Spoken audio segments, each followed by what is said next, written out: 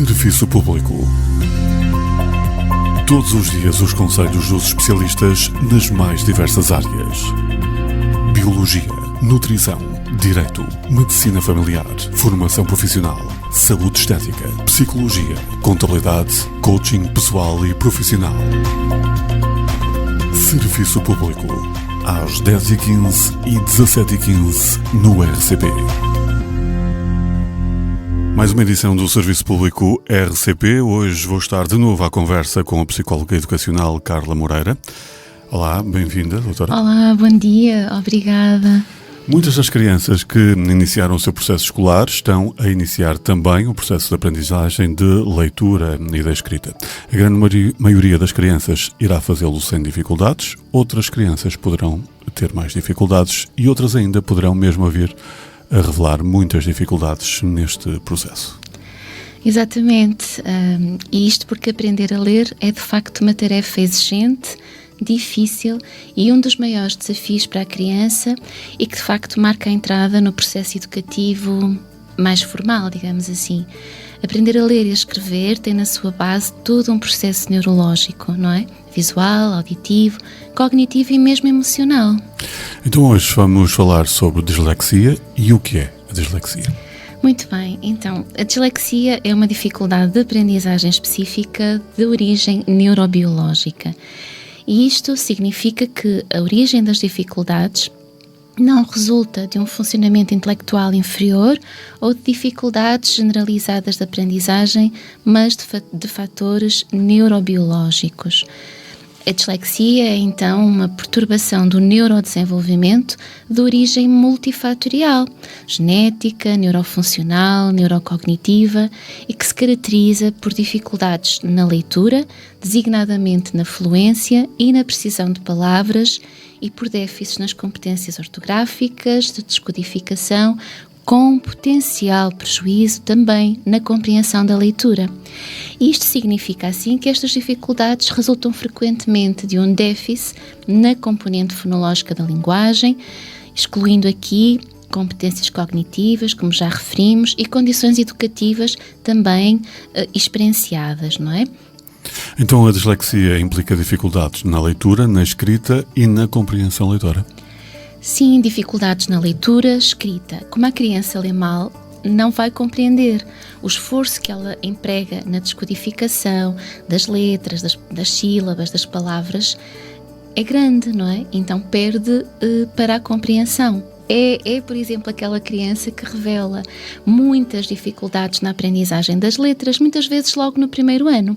Começa a ficar um bocadinho desfasada em relação ao grupo turma, começa a ficar para trás, tem dificuldade em aprender os ditongos, as sílabas, troca as letras, aprende, mas depois também já não sabe, parece que não sabe nada, não é? É muito comum este relato dos pais e dos professores também quando vêm à consulta. Como podemos estar atentos para melhor e mais cedo perceber e intervir? Há sinais de alerta? Há sinais de alerta e há algumas situações que devemos de facto estar atentos, desde logo na infância, como sejam o atraso no desenvolvimento da linguagem, dificuldades na produção articulatória e na construção de frases lógicas e com sentido, dificuldades na memorização e nas atividades de rimas e segmentação silábica, dificuldades na orientação espaciotemporal. Na idade escolar, a lentidão na aquisição do processo da leitura da escrita, como já referimos atrás, não é? A aquisição de letras, das sílabas, dos ditongos, o reconhecimento das palavras, dificuldades em fazer corresponder as letras aos fonemas correspondentes, dificuldade na segmentação silábica, fonémica, dificuldades na descodificação, grafema-fonema, portanto, na leitura, e fonema-grafema, na escrita. A velocidade de leitura é significativamente abaixo daquilo que é esperado para a idade, é silábica, é hesitante, é soletrada, a criança revela um grande esforço para ler. Dificuldades também na compreensão dos textos, decorrente também da baixa precisão e da fluência leitoras.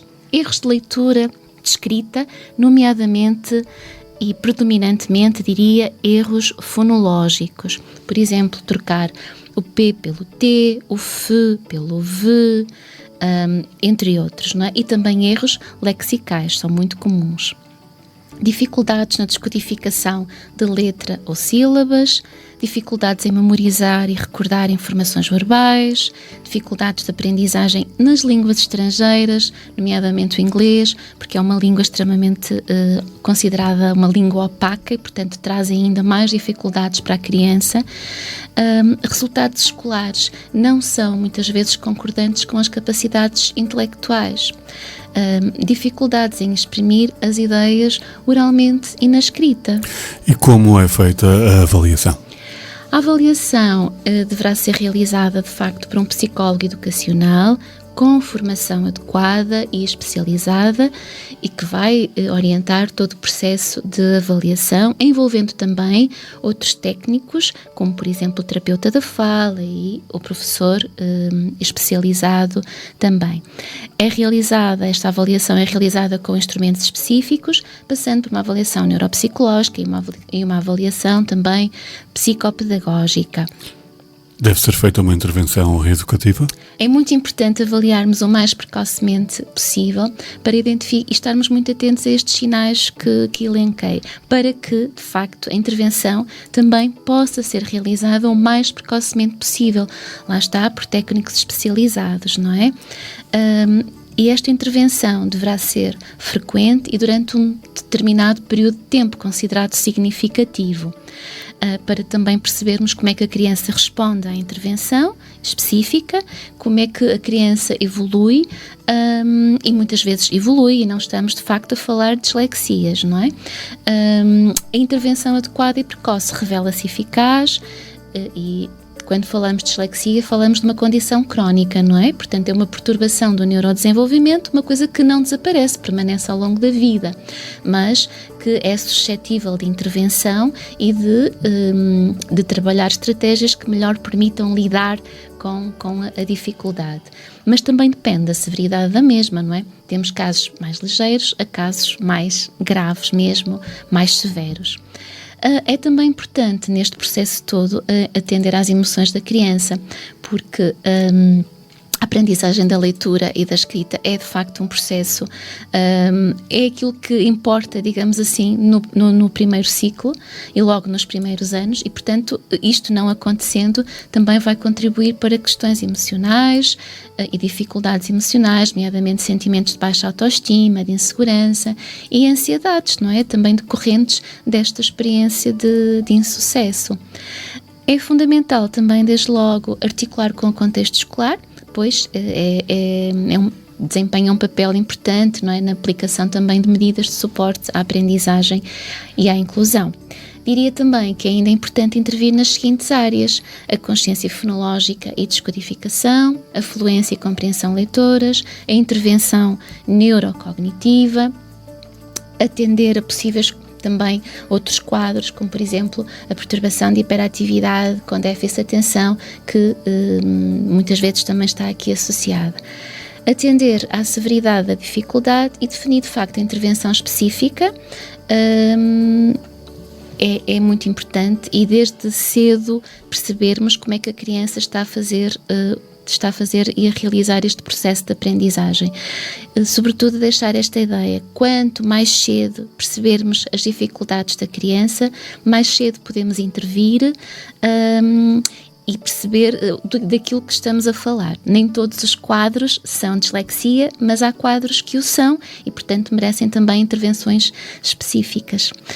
Um psicólogo educacional, uma equipa multidisciplinar pode, de facto, ajudar e, portanto, há aquelas crianças que estão já a dar alguns sinais, importa, de facto, os pais, os professores estarem atentos e, se calhar, pedir aqui também uma avaliação que possa ajudar. Muito bem, muito obrigado. A dislexia em destaque nesta edição do Serviço Público com a doutora Carla Moreira, psicóloga educacional, até de hoje a 15 dias. Obrigada.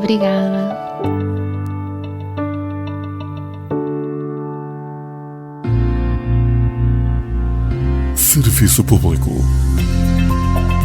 Todos os dias os conselhos dos especialistas nas mais diversas áreas: biologia, nutrição, Direito, Medicina Familiar, Formação Profissional, Saúde Estética, Psicologia, Contabilidade, Coaching Pessoal e Profissional.